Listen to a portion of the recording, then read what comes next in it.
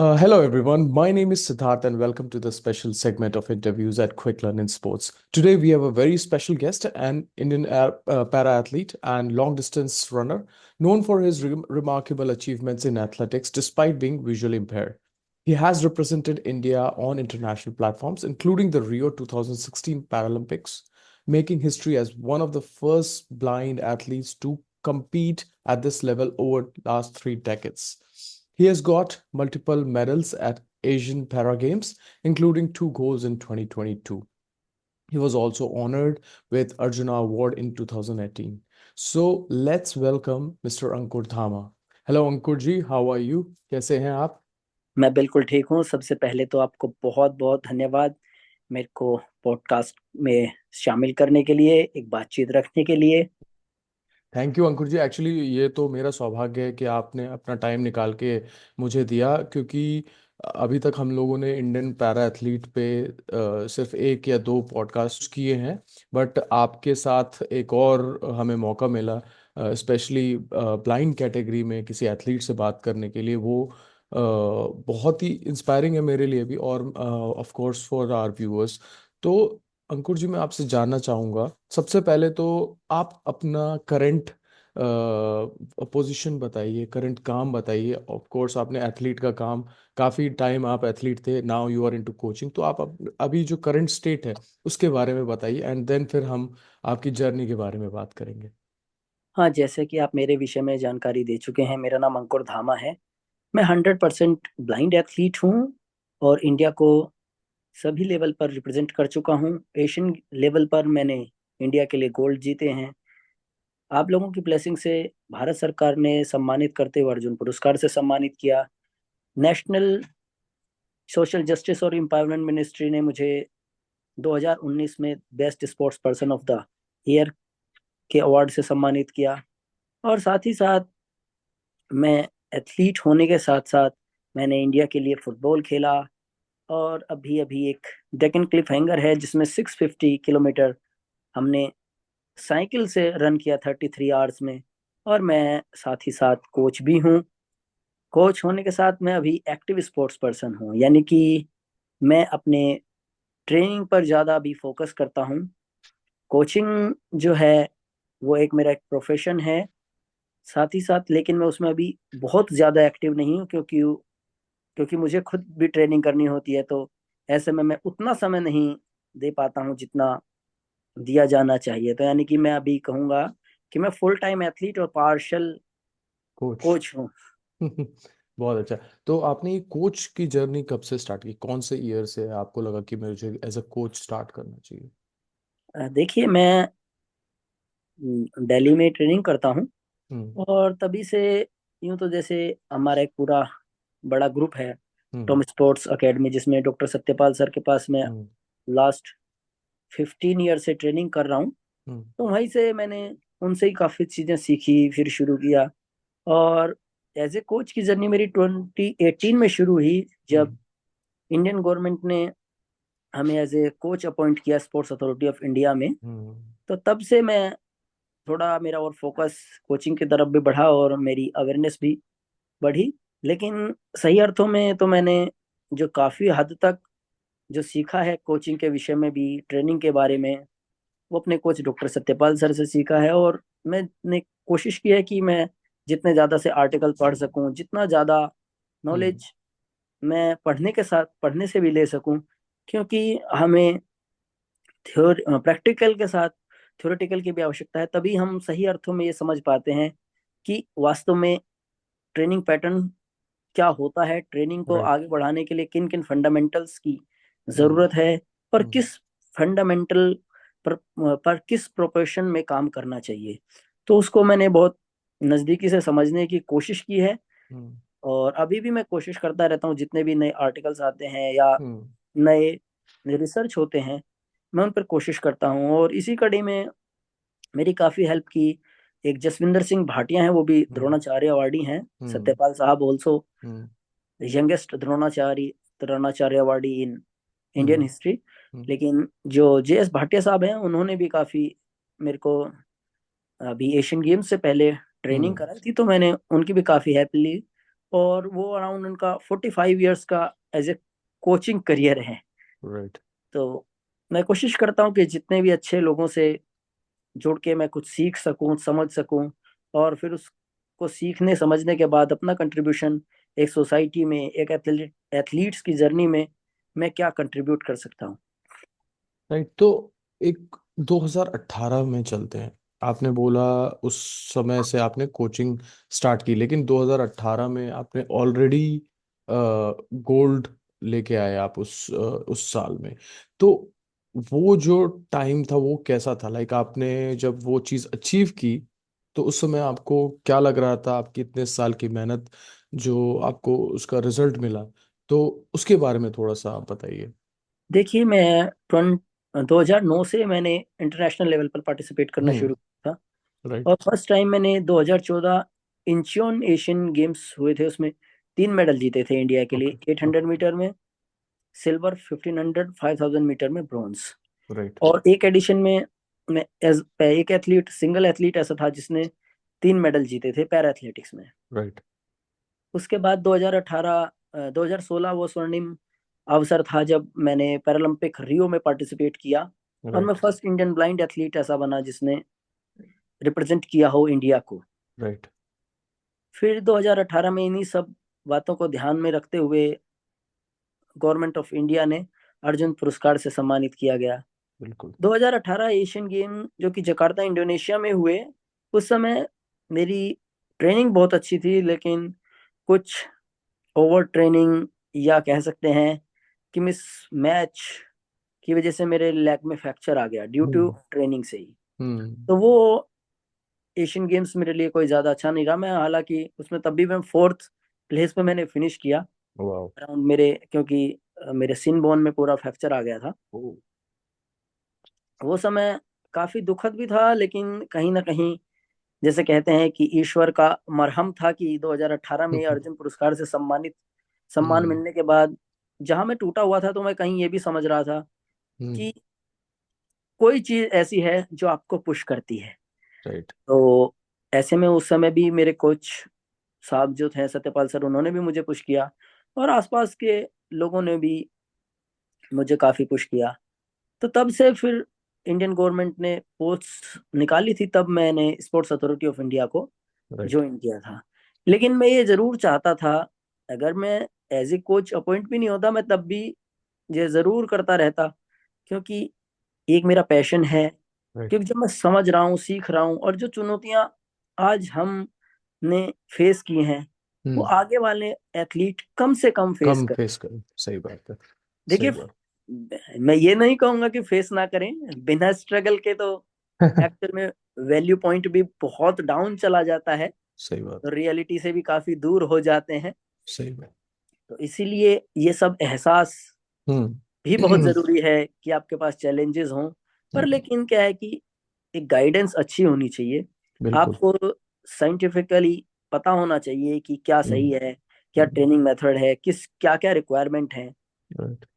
तो इसी कड़ी में फिर मैंने आगे शुरू किया, और 2022-23 2023 में Asian para games Hangzhou China में हुए।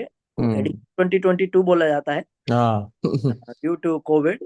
हो गया। वहां पर मेरे को 1500 मीटर और 5000 मीटर में दोनों में गोल्ड मिला, और तभी से मैं भी अभी भी ट्रेनिंग करता हूँ, और हम्म। काफी एथलीट्स को ट्रेनिंग अपनी तरफ से जितना हो मेरे से सके। हो सकता है, मैं रूरल एरिया के एथलीट्स को भी ट्रेनिंग देता हूँ। ओके। तो उनको ओके। कोशिश करता हूँ सुनने की, कि हम्म। से कई बार क्या है कि एथलीट्स फिजिकली काफी फिट होते हैं, हम्म। पर उनका मेंटल लेवल लो हो जाता है। राइट। बहुत सही बात बोली आपने। क्योंकि जब मेंटली क्या है कि बहुत सारे चैलेंजेस जब एक साथ आते हैं, तो उसके साथ कोप अप कर पाना, उसके साथ समन्वय में बैठा पाना थोड़ा मुश्किल होता है। राइट। और हमारी देखिए सर, एक इंसानी प्रवृत्ति है, जब हम कुछ अचीव करते हैं तब हम एनालिसिस नहीं करते, सही बात है। और जब कई बार हम फेल करते हैं तो हम कई बार ओवर एनालिसिस करते हैं। हम्म। हम्म। तो उस हम्म। समय हम काफी समय अपना जाया कर देते हैं। तो ये सब सफलता, विफलता हम्म। और सक्सेस, देखिए, जिसने हार का स्वाद ही ना चखा हो, तो उसे विजय का एहसास और विजय का आनंद तो फिर समझ सकते हम्म। हैं आप क्या ही होगा। क्या ही हो, तो हाँ। चैलेंजेस, आपके स्ट्रगल, आपके जीवन में वो अभाव बहुत कहीं ना कहीं जरूरी हैं, बिल्कुल।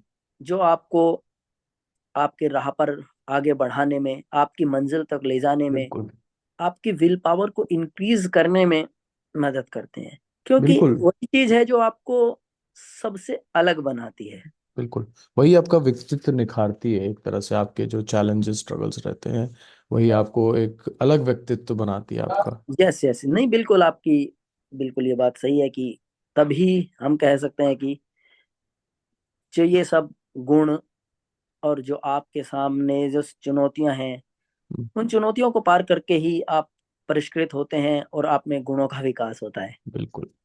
तो ये तो काफी गहरी बात कही है, आई एम श्योर बहुत सारे लोग इससे मतलब समन्वय रखेंगे। मैं एक चीज और जानना चाहता हूँ आपसे, आपने कोचेस का नाम लिया, आपने सत्यपाल जी और भाटिया साहब, तो आप मेरे को बताइए आपकी कोचेस से मुलाकात कैसे हुई जब आप एथलीट थे, और उन्होंने कैसे जाना कि हाँ अंकुर ही है जो कि इस लेवल पे इंडिया को मे बी रिप्रेजेंट कर सकता है, मेडल्स ला सकता है। तो वो मुलाकात कब हुई, उसकी स्टोरी क्या देखिए, मैं जब छोटा बच्चा था, मेरी है? आंखों की रोशनी चली गई थी जब मैं हम्म। 5 और 6 ईयर ओल्ड था। हम्म। हम्म। तब मुझे मेरे पेरेंट्स ने एडमिशन दिलाया JPM senior secondary school for the blind, hmm. जो कि ओबराई होटल है चिड़ियाघर के जस्ट पास में, हम्म। हम्म। वहाँ पे ये सिचुएटेड है। हम्म। और वहाँ पर मैं पढ़ता था, 2001-2 से मैंने शुरू किया पढ़ना। तो हम्म। वहाँ से मुझे पता चला, अच्छा, कि जो दृष्टिबाधित लोग हैं वो भी खेलते हैं। हम्म। मेरे सीनियर साथी खेलते थे, अच्छा। मेरे एक पार्शली ब्लाइंड टीचर थे, वो भी अच्छा खेलते थे, उन्होंने भी वर्ल्ड लेवल पर खेला। मेरे सीनियर फ्रेंड हैं, वो भी वर्ल्ड लेवल पर compete करते थे। हम्म। तो उनको देखकर मुझे लगा कि मुझे भी करना चाहिए। तो अच्छा। मैं उसी समय से खेलता था, और मेरे घर पे भी एक माहौल था। मेरी सिस्टर भी खुद स्पोर्ट्स का अच्छा। से काफी जुड़ी थी, तो एक हम्म। फैमिली बैकग्राउंड भी था। और तब 2006-07 में मैंने फर्स्ट टाइम स्कूल में रहते हुए नेशनल में पार्टिसिपेट किया था। तो उसके बाद फिर 2008 में एक नेशनल चैंपियनशिप हुई इंडियन ब्लाइंड स्पोर्ट्स एसोसिएशन की, वहां से मेरा सिलेक्शन हुआ वर्ल्ड यूथ स्टूडेंट चैंपियनशिप के लिए। हम्म। तब मेरी सबसे पहले सत्यपाल साहब से मुलाकात हुई थी। ओके। और तब मैं 400 मीटर, 800 मीटर तक के इवेंट्स करता था, हम्म। लेकिन उन्होंने ही मुझे आगे मेरे इवेंट्स को गाइड करने में, मुझे तराशने में हम्म। अपना समय दिया। और सही अर्थों में कहें तो ये नाम, ये सम्मान, आप लोगों का स्नेह दिलाने में उनकी बहुत बड़ी भूमिका है। राइट। तो मैं बात करूं भाटिया साहब से, मैं 2016 में उनसे मेरी मुलाकात हुई थी हम्म।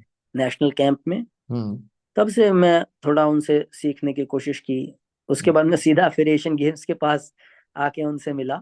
ओके। तो उनके साथ भी मेरा काफी अच्छा अनुभव रहा, और उन्होंने भी as a student, as a बिल्कुल मेरे को अपने बच्चे की तरह प्यार देते हुए समझाया, सिखाया। हम्म। और इवन मैं सत्यपाल सर के साथ तो अभी भी सत्यपाल सर के साथ ही ट्रेनिंग कर रहा हूँ। हम्म। और जैसे, तो क्या है कि जैसे मैं 100% ब्लाइंड एथलीट हूँ, हम्म। हमारे साथ एक गाइड रनर भी होते हैं। राइट। राइट। राइट। और गाइड रनर की वो भूमिका होती है कि हम लोग दो लोग मिलकर एक कंपटीशन को कंप्लीट हम्म। करते हैं। राइट। तो हमारे लक्ष्य भी एक होने चाहिए, हमारी मंजिलें भी, तो हमारी चुनौतियां भी फिर एक जैसी होती हैं। हम्म। और कहीं ना कहीं ब्लाइंड एथलीट के साथ गाइड रनर की चुनौती बहुत बड़ी है। राइट। इसको मैं समझता हूँ कि गवर्नमेंट पर को और ध्यान लगाकर कोशिश करनी चाहिए। हम्म। कितने ब्लाइंड एथलीट्स हैं, उनकी उनके गाइड्स के लिए एक अच्छी पॉलिसी बनाई जाए। सही बात है। क्योंकि देखिए, वो हमारे साथ 100% अपना समय देते हैं। हम्म। और ये भी उतना ही सत्य है कि एक एथलीट, जो कि एथलीट ज्यादातर सामान्य परिवारों से ही आते हैं, हम्म। या कई बार तो बिलो पॉवर्टी लाइन से ही आते हैं। राइट। राइट। तो ऐसे में उनको अपना जीवन यापन या अपनी ट्रेनिंग करने हम्म। के लिए हम्म। उनकी कोचेज हेल्प करते हैं। हम्म। या कई बार अदर एनजीओज वगैरह हम्म। स्पॉन्सर्स हैं, वो तब राइट। मिलते हैं लेकिन जब आप कुछ अचीव कर लो। कर लो, सही बात। लेकिन उससे पहले, तो ऐसे में आप समझ सकते हैं कि एक ब्लाइंड एथलीट गाइड की चुनौती को कैसे पार करेगा। राइट। क्योंकि देखिए, अगर एक दिन दो दिन हेल्पिंग हैंड की आवश्यकता होती है तो सभी को करने में भी अच्छा लगता है, हमें हेल्प लेने में भी अच्छा लगता है। लेकिन जब ये पूरा एक लॉन्ग प्रोसेस है तो हम्म। ऐसे में कहीं ना कहीं गवर्नमेंट को भी चाहिए और हमारे कॉरपोरेट्स को भी चाहिए कि वो स्पेशली इस बात पर ध्यान दे। हम्म। ब्लाइंड स्पोर्ट्स को आगे ले जाना है, स्पेशल हम्म। रनर एथलीट्स को, राइट। तो उनको और उनके गाइड को बिल्कुल उचित सम्मान मिलना चाहिए। बिल्कुल। और जिस तरह से कोचेज के लिए फैसिलिटीज हैं, hmm. Medal after medal winning performance पर, हम्म। इस तरह के कुछ गाइड के लिए भी होना चाहिए, क्योंकि तभी वो भी हम्म। उनको भी अपना मोटिवेशन मिलेगा। 100% उनका भी वो उनको भी एक अच्छा लगेगा, उनको हम्म। रिकग्निशन मिलेगा बिल्कुल। और एक इंसेंटिव भी रहेगा। तो ये सारी राइट। चीजें बॉस बहुत जरूरी हैं। तो एक तरह से आपका यही कहना है कि, या फिर लोगों से भी रिक्वेस्ट है, गवर्नमेंट से भी रिक्वेस्ट है कि गाइड रनर्स को इंसेंटिव्स बेटर दें, ताकि जो ब्लाइंड रनर्स हैं, दृष्टिबाधित रनर्स हैं, उनको थोड़ा सा और उनको भी सपोर्ट मिले और मेडल्स भी आ सकते हैं। साथ साथ उनका जो गाइड रनर्स है उनका भी अच्छा खासा जीवन यापन हो जाए और उचित सम्मान भी उन्हें मिले। जी जी बिल्कुल। तो इसमें एक और चीज, अब गाइड रनर्स के बारे में थोड़ा सा और बात करते हैं। आपके साथ कौन कौन गाइड रनर्स रहे आपके इम्पोर्टेंट इवेंट्स में, आप उनका नाम बता सकते हैं? और थोड़ा सा हम उनको भी क्या बोलते हैं, थोड़ा स्पॉटलाइट उनको भी देते हैं, क्योंकि उन्होंने आपका काफी सपोर्ट किया। तो उनके बारे में थोड़ा सा बताइए आप। देखिए, जब मैं 2008-9 से मैंने ट्रेनिंग करना शुरू किया, तब तो हम्म। मेरे कुछ फ्रेंड्स जो पार्शियल ब्लाइंड एथलीट थे हम्म। उन्होंने काफी हेल्प की। ओके। उसके बाद विपिन पाल ने मेरी 2-3 साल मैंने उनके साथ ट्रेनिंग किया। हम्म। एशियन गेम के समय मेरे साथ अंकित यादव थे, ओके। वो भी अभी यूपी पुलिस में है। विपिन अच्छा। पाल जी अभी एज ए कोच काम कर रहे हैं। ओके। उसके उनके बाद फिर विपिन कुमार ने मेरे साथ 3 से 4 साल मैंने उनके साथ ट्रेनिंग किया, तो वो भी काफी अच्छा समय रहा। अभी वो भी एज ए कोच काम करते हैं, जिनके साथ मैं रियो पैरालंपिक भी गया था। हाँ। अच्छा। उसके बाद धर्मेंद्र गुर्जर, जो हम्म। कि अभी आर्मी के लिए तैयारी कर रहे हैं और होपफुली शायद इस बार ईश्वर की कामना और आप लोगों की दुआओं से वो उसको अचीव करें। उनको साथ मैंने 2-3 साल ट्रेनिंग किया। ओके। और देखिए, बहुत सारे हेल्पिंग हैंड होते हैं। राइट। अमित कुमार हैं, राजकुमार हैं, हम्म। जो कि मेरी समय समय पर पूरी मदद करते हैं और हमेशा बिल्कुल। पिछले 5-6 सालों से 10 सालों से तत्पर हैं। हम्म। और जब भी मुझे अल्टरनेट की आवश्यकता होती है तो वो ओके। हमेशा बिल्कुल तैयार रहते हैं। तो इसी तरह का एक हमारा ग्रुप है ट्रेनिंग का, हम्म। हम्म। उसमें सभी लोग मुझे काफी कंट्रीब्यूट करते हैं जितना भी। राइट। तो चलिए, ये तो गाइड रनर्स की बात हो गई, आपके कोचेस की बात हो गई। अब चलते हैं अ, आपके एथलीट जर्नी पे। मतलब बचपन में आपने आपका फैमिली का और स्कूल में आपने देखा माहौल, तो आपको लगा कि चलो स्पोर्ट्स में जाना चाहिए, रनिंग करना चाहिए। तो स्टार्टिंग में आपको क्या चैलेंजेस आए? क्योंकि हमारे बहुत सारे व्यूअर्स या फिर और भी पैरा एथलीट या दृष्टिबाधित एथलीट्स हैं, वो सुन के समझना चाहेंगे कि इन चैलेंजेस से कैसे ओवरकम करें, ऊपर उठें। तो थोड़ा चैलेंजेस के बारे में बताइए, और उससे ओवरकम आपने कैसे किया? देखिए, चैलेंजेस तो जो सबसे पहले पहले यही थे कि हमें उतना अच्छे से मालूम भी नहीं था हम्म। कि एक नेशनल स्पोर्ट्स मीट होगी, हम्म। में कैसे खेलना होता है, राइट। कैसे जाना होता है, हम्म। क्या तरीका है। हम्म। लेकिन अब चीजें काफी सेंट्रलाइज हुई हैं। हम्म। हमारा स्टेट कंपटीशन होता है, जिस भी आप स्टेट में हैं वहाँ पर राइट। ओलंपिक कमेटी ऑफ उस स्टेट एसोसिएशन की बॉडी है। Right. Right. Paralympic committee of association, Paralympic hmm. Committee of India है। हम्म। हम्म। ये नेशनल बॉडी है, इसी के हम्म। अंडर स्टेट्स बॉडी है। राइट। तो वो समय समय पर कंपटीशन कराते हैं। राइट। सभी एथलीट्स अपनी अपनी कैटेगरी और क्लास के अकॉर्डिंग खेलते हैं। विजुअली इंपेयर्ड लोग के साथ खेलेंगे। Right. Orthopaedic orthopaedic wheel chair user wheel chair, और इसमें भी फिर क्लासिफिकेशन और राइट। कैटेगराइजेशन किया जाता है। राइट। और साथ ही साथ देखिए, एक सामान्य चुनौती जो रहती है ट्रेनिंग करने की, राइट। वो चाहे एबल एथलीट हो चाहे फिर हम्म। पैरा एथलीट हो, हम्म। वो तो सामान्य है। राइट। उसमें चुनौतियां बढ़ जाती हैं पैरा एथलीट्स की, उनके चैलेंजेस। सपोज दैट मैं 100% ब्लाइंड एथलीट हूँ, राइट। तो मेरे साथ डिपेंडेंसी है। ज्यादा है। हाँ। मेरे को ट्रेवल करना है, तो मेरे राइट। साथ गाइड होंगे।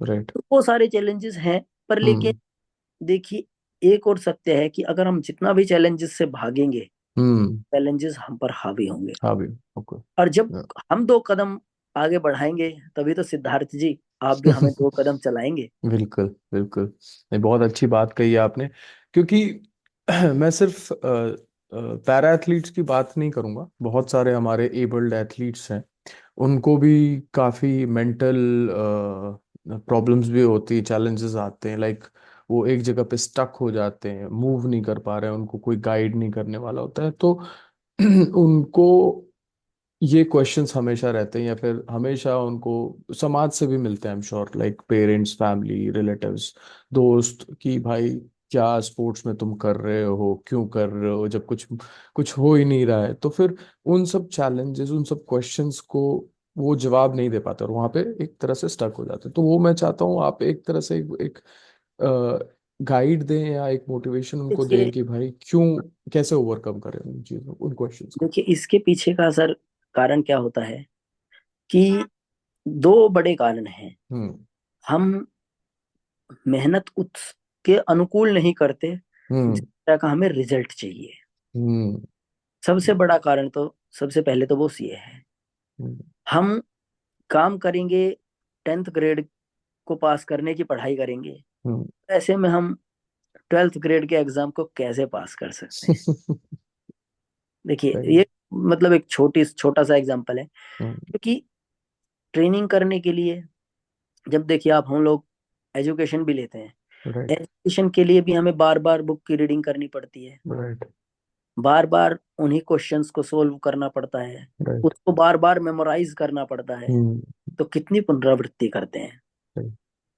और उस समय अगर हम उसमें भी कम ध्यान देते हैं, तो हम सिर्फ हम्म। एक एवरेज स्टूडेंट रह जाते हैं। हम्म। तो ऐसे में जब एथलीट हैं, तो हम्म। एथलीट को एक तो ये वाला प्रेशर कि उनके पेरेंट्स, आसपास के लोग, कि तुम्हें इतना समय हो गया करते हुए, तुम अभी तक अचीव नहीं कर पाए। देखिए, ये अचीवमेंट सबके लिए अलग अलग हो सकती है। बिल्कुल। और जितना आप उसमें टाइम देंगे, कंटिन्यूएशन के साथ देंगे, लगातार, निरंतर अपने कोचेस या जिनसे भी आप एक प्रोग्राम फॉलो करते हैं उनका ट्रेनिंग प्रोग्राम हम्म। लेंगे, हम्म। देखिए बॉस, आपको उसमें टाइम देना होगा, हर चीज को बार बार करना होगा। जितने भी आविष्कार होते हैं, राइट। जितने भी रिसर्च हैं, उनको, वो सिर्फ एक अटेम्प्ट में तो कभी सक्सेस नहीं होते, हम्म। सालों साल लग जाते हैं। राइट। तो अगर हमें 1500 मीटर भागना है, हम्म। तो मुझे उस 1500 मीटर भागने के लिए, देखिए आप, उस 1500 मीटर को पता नहीं कितनी बार भागना होगा। सही बात है। और ये एक बॉडी का पुश है, एनर्जी का लेवल है। हम्म। जितना हम बार बार इन सब चीजों की ट्रेनिंग करेंगे, पुनरावृत्ति करेंगे, हमारा एक्सपीरियंस भी बढ़ेगा और हमारी बॉडी का अडेप्टेशन बढ़ेगा। हम्म। तभी हमें परफॉर्मेंस मिल सकती है। राइट। इसके साथ और भी बहुत सारे कारण हैं कि आपके आसपास का माहौल अच्छा होना चाहिए, हम्म। एक्टिव आपके आसपास इन्वायरमेंट होना चाहिए, हम्म। एक अच्छा आपका डाइट प्लान होना चाहिए, आपका रेस्टिंग टाइम अच्छा होना चाहिए, आप हम्म। ओवरऑल एक खुश मिजाज, मस्त वाला इंसान हम्म। भी आपका रहना बहुत जरूरी बहुत है। जरूरी है। सही बात क्योंकि आप हमेशा भी उसी विषय पर बार बार नहीं सोच सकते। है। तो आपको एजुकेशन में भी पूरा ही ध्यान रखना होगा हम्म। कि वो कहीं ना कहीं आपकी समझ बढ़ाएगी। जब राइट। आपकी समझ बढ़ेगी, तो आप उस जो ट्रेनिंग है उस ट्रेनिंग को समझोगे, और हम्म। ट्रेनिंग के मायनों को समझते हुए ट्रेनिंग करोगे। राइट। तो देखिए, ये 2 बातें हैं। एक तो हम कई बार कम करने के बाद ज्यादा की अपेक्षा, अपेक्षा करते हैं, बिल्कुल। तो हमें एक तो ज्यादा से ज्यादा ट्रेनिंग करनी है सभी चीजों को, जो हम्म। आप मेंटर हैं, गाइड हैं, हम्म। ट्रेनर हैं, उनको उनका ध्यान रखते हुए। राइट। और साथ ही साथ फिर हमको ये भी ख्याल रखना है कि हम मेहनत लगातार करें, बार बार करें। बिल्कुल। मतलब क्योंकि मेरे ख्याल से मेरे को ये समझ में आया, आपने बहुत सारे इंसाइट्स दिए हैं इस छोटे से टाइम में, कि सबसे पहले तो आप अपनी एक्सपेक्टेशंस सही सेट करें। ये नहीं कि आप अभी एक महीना ट्रेनिंग करके आप सोचे कि भाई मैं इंटरनेशनल लेवल पे परफॉर्म कर सकता हूँ। और दूसरी चीज़ ये कि एनवायरनमेंट आपके आसपास का अच्छा रखें, ज़्यादा से ज़्यादा बुक्स पढ़ें, ज़्यादा से ज़्यादा अच्छे लोगों से मिलें, उनसे ट्रेनिंग के बारे में डिस्कस करें या और दूसरी चीज़ों के बारे में डिस्कस डिस्कस करें, जिससे आप इवॉल्व होंगे।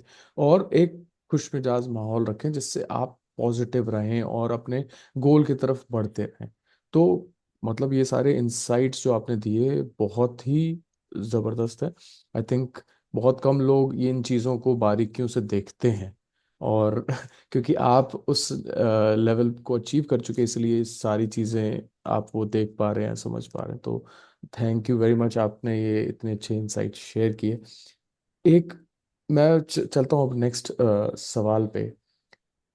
अभी आपने आपका इतना लंबा एथलीट करियर हुआ और आप कोच करियर भी स्टार्ट कर रहे हैं, कर चुके हैं। तो आगे आपका एज एन एथलीट या फिर एज अ कोच क्या विजन है नेक्स्ट 5-10 ईयर्स का? देखिए सर, मैं अभी तो एक्टिवली ट्रेनिंग ही करता रहूंगा। हम्म। कोशिश तो है मेरी कि अगले कम से कम 10-15 ईयर्स तक हम्म। मैं अपने आप को बहुत एक्टिव एथलीट रखूं और हम्म। वर्ल्ड लेवल के लिए मैं तैयारी करता रहूं। हम्म। क्योंकि बॉस, अब मुझे ये चीज अच्छे से पता है हम्म। कि आप सिर्फ, कई बार उम्र जो है वो एक नंबर है। राइट। इसके साथ इसका ऐसा है, देखिए एथलेटिक्स में उम्र का मायने काफी हैं, पर हम्म। लेकिन हमारा इवेंट ऐसा है, जब हम बार बार अभ्यास कर रहे हैं हम्म। तो हमारा इंड्योरेंस, हम्म। एक्सपीरियंस, हम्म। मसल कैपेसिटी वो बढ़ती जाती है। और साथ साथ अब जब ये भी समझ है कि आपका खान पान कैसा रहना है, हम्म। आपको रहन सहन कैसा रखना है, हम्म। और सबसे बड़ी बात बॉस, अगर हम एथलेटिक्स करते हुए स्वस्थ रहेंगे, हम्म। स्वस्थ रहेंगे तो मस्त रहेंगे। मस्त रहेंगे। क्योंकि स्वस्थ स्वास्थ्य ही वो तो कुंजी है ना, राइट। जिसके लिए हम वो सब करने की कोशिश करते हैं। हम्म। क्योंकि वैसे भी कहते हैं कि कुछ सपनों के मर जाने से जीवन नहीं मरा करता है। बिल्कुल। क्योंकि अगर देखिए हम स्वस्थ रहते हैं हम्म। तो हमारे पास कितने ऑप्शन हैं। राइट। अगर ऐसे में मेरे को, मेरा सबसे प्यारा काम करने के लिए एथलेटिक्स, वो मुझे हम्म। स्वस्थ भी रखे, तो मेरे लिए तो सोने पे सुहागा है। बिल्कुल बिल्कुल बिल्कुल सही बात। हमें कोशिश ये करनी चाहिए कि जिस चीज से आप प्यार भी करें, हम्म। और वो ऐसी हो जो आपके लिए स्वास्थ्यवर्धक भी हो। हम्म। कि अंत तो गत्वा, सिद्धार्थ जी, ये तो सत्य है कि अब आपने कोविड के टाइम पर भी देख लिया है, हम्म। स्वास्थ्य सबसे इम्पोर्टेंट है। सही बात है। हम जितना भी एकेडमिक्स में भी अचीव करते हैं, स्पोर्ट्स में अचीव करें, हम अपने ज्यादातर एक्सपेंडिचर अपने स्वास्थ्य पर ही रखते हैं, और वो हम्म। रखना भी चाहिए। बिल्कुल। तो अगर आपको एथलेटिक्स ट्रेनिंग या किसी भी गेम की ट्रेनिंग हम्म। स्वस्थ रखती है, हम्म। तो आपने बहुत सारी सेविंग तो अपनी वैसे ही सेव कर ली, बिल्कुल। और परेशानियों से निजात आपको वैसे काफी सारा मिल गया। हाँ, और आप खुश भी ज्यादा रहेंगे। बिल्कुल। तो ऐसे में इसलिए मेरा अभी एक ही प्लान है कि मैं हम्म। 2028 हम्म। लॉस एंजलिस लॉस एंजलिस में। ओलंपिक्स होंगे, तो हम उसमें फिर प्रयास करेंगे, और बिल्कुल। आप लोगों की ब्लेसिंग्स, दुआओं से सारी चीजें हमारे अनुकूल रही, बिल्कुल। तो इंडिया को एक और और मजबूत मेडल। करके, यस। आप लोगों की ब्लेसिंग्स को, आप लोगों के आशीर्वाद के ऋण को थोड़ा मुक्त होने की कोशिश करेंगे। नहीं, बहुत ही अच्छी सोच है, बहुत ही अच्छा विजन है। और मैं ये भी चाहूंगा कि और भी एथलीट्स आपसे इंस्पिरेशन लें, देखें, सुने, समझें, उस प्रोसेस को समझें, उस सैक्रिफाइस को समझें, उस लॉन्ग ट्रेनिंग को समझें, और वो भी आए आगे, मोटिवेट हों। Not just para athlete but सारे ही एथलीट्स को एक लेसन लेना चाहिए आपसे। नहीं, तो वो बिल्कुल आपकी बात से मैं 100% सहमत हूँ। क्योंकि ऐसा नहीं है, जब आप ये समझिए ना, हम्म। जब एक दृष्टि बाधित होते हुए राइट। मैंने ट्रेनिंग की, वही। वो भी मिडिल लॉन्ग डिस्टेंस की। हम्म। आप एबल बॉडीड एथलीट के पास वो सब कुछ है राइट। जो आप कर सकते हैं। राइट। बस एक काम करना बंद कर दीजिए, हम्म। एक्सक्यूजेस देना बंद कर दीजिए। बिल्कुल। आप बहुत वो सभी काम कर सकते हैं। सही। जब मैं कर सकता हूं तो आप क्यों नहीं? बिल्कुल। आप मुझसे हृष्ट पुष्ट हैं, हम्म। ताकत स्ट्रेंथ आपका सब ज्यादा है, राइट। और आपके पास अपॉर्चुनिटीज हैं। और इवन आप इस वीडियो के माध्यम से, हम्म। इस सेशन के माध्यम से, आपके पास हम लोगों ने जगह भी बताई है कि आप ट्रेनिंग कहाँ कर सकते हो, कैसे कर सकते हो। राइट। तो आपके पास वो सब चीजें हैं, बस आपको लगातार मेहनत करनी होगी। बिल्कुल बिल्कुल बिल्कुल। उसका सब्स्टिट्यूशन ना ही तो सिद्धार्थ सर आपके पास है, और ना मेरे पास हो किसी सकता है। के सही बात है, बहुत ही अच्छी बात कही। आई होप लोग एक्सक्यूजेस कम दें और मेहनत ज़्यादा करें, और ईमानदारी से काम करते रहें।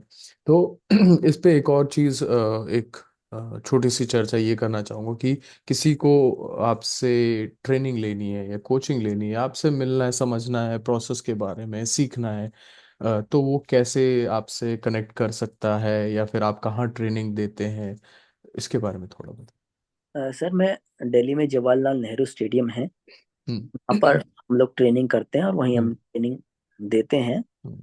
और साथ ही साथ आप, जो लोग आपके इस वीडियो के माध्यम से अवेयरनेस क्रिएट होगी, आप हम्म। तक भी लोग पहुंचेंगे, हम्म। तो आप भी एक वो बड़ा माध्यम है बिल्कुल जो बिल्कुल। हमें आसानी से पकड़ सकते हैं। राइट।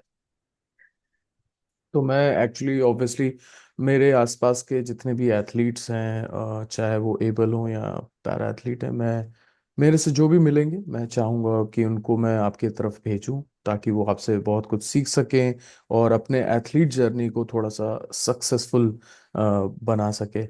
तो अंकुर जी, आई थिंक आज के लिए तो हम लोग काफ़ी डिस्कशन कर चुके हैं। हम फिर से मिलेंगे और एक बार अच्छे से चर्चा करेंगे। एक फाइनल कोई थॉट या आपने काफ़ी इंसाइट्स दिए एंड काफ़ी इंस्पायर किया, बट एक कोई फाइनल थॉट या फिर कोई नोट जो आप बोलना चाहेंगे यंगस्टर्स को, बच्चों को, किसी को भी, कि आगे कैसे सक्सेसफुल लाइफ एक जिए। देखिए, मैं सभी के लिए कहूंगा कि अगर आपको सक्सेस होना है तो आपको निरंतर लगातार वो काम करना होगा। हम्म। यानी कि आपकी कंटिन्यू ट्रेनिंग आपको करनी होगी, हम्म। ईमानदारी के साथ, उस लक्ष्य के पहुंचने तक।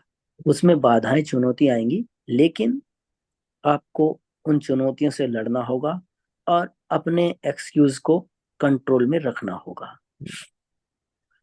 और साथ ही साथ देखिए, वो बातें कहने को तो बहुत सारी कही जा सकती हैं, बिल्कुल। लेकिन मैं आपके माध्यम से सभी से यही कहूंगा कि आप ये ध्येय जरूर बनाएं कि आपको वास्तव में करना क्या है।